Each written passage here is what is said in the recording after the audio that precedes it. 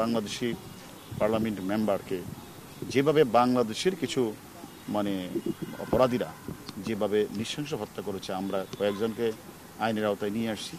বাকি যারা রয়েছে প্রত্যেককে আমরা আইনের আওতায় নিয়ে আসবো এবং বিচারের মুখোমুখি আমরা দাঁড় করাবো।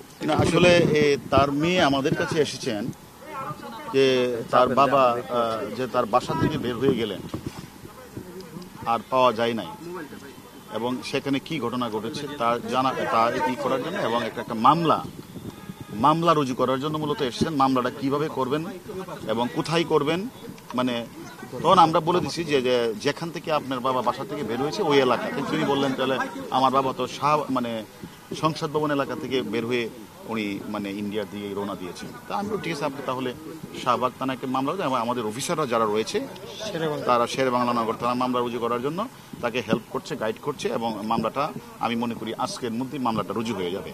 তার মেয়ে আসছে মামলাটা করার জন্যই, আমরা হয়তো হেল্প করব। এই হেল্পের জন্য মূলত এসেছে। আসলে এই ঘটনাটা আমাদের উনি একজন জনপ্রিয় সংসদ সদস্য ঝিনাইদহের কালীগঞ্জ এলাকার, এবং আমরা আসলেই তার এলাকার জনগণ যেমন স্তম্ভিত, সুখে মুজ্জমান।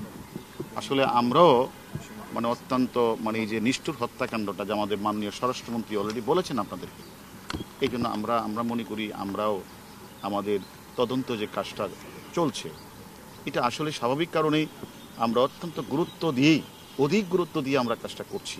কারণ ইনি একজন জনপ্রিয় পার্লামেন্ট মেম্বার, তিনবারের মেম্বার, এলাকার মানুষ ওনাকে জনগণে ভোট দিয়ে উনিকে নির্বাচিত করেছেন।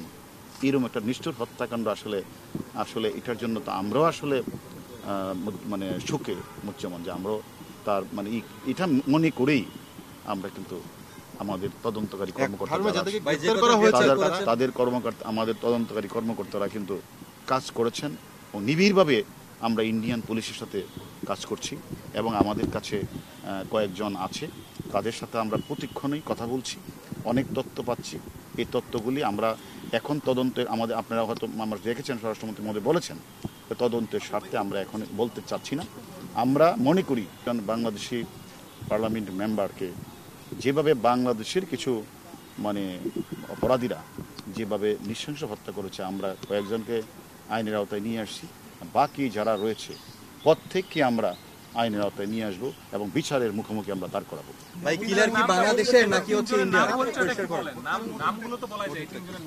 আমরা তদন্তের স্বার্থে, যেহেতু আমাদের মাননীয় স্বরাষ্ট্রমন্ত্রী অলরেডি আপনাদেরকে বলেছেন, তদন্তের স্বার্থে আমরা আসলে এই মুহূর্তে বলতে চাচ্ছি না। যেহেতু মেয়েটা এসেছেন আমাদের কাছে মামলা রুজু করতে চায়, আমাদের কাছে হেল্প চাইতে এসেছে, আমরা আজকেই সেই মামলাটা রুজু হবে শেরেবাংলা নগর থানা। আসলে এটা কি ঘটনা, এটা আমাদের তদন্ত চলছে। কোনো পারিবারিক, আর্থিক অথবা কোনো এলাকার দুর্বৃত্তায়নদেরকে দমন করার ফলে এরকম কোনো ঘটনা, সবকিছুই আমরা তদন্তের আওতায় আমরা নিয়ে আসছি।